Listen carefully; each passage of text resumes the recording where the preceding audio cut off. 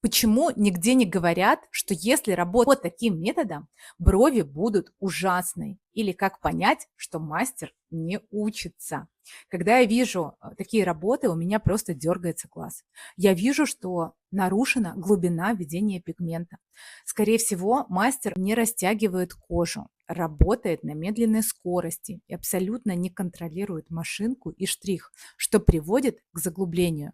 Уже 10 лет я работаю в сфере перманентного макияжа. Я тренер и практикующий мастер. И ежедневно я вижу вот такие работы.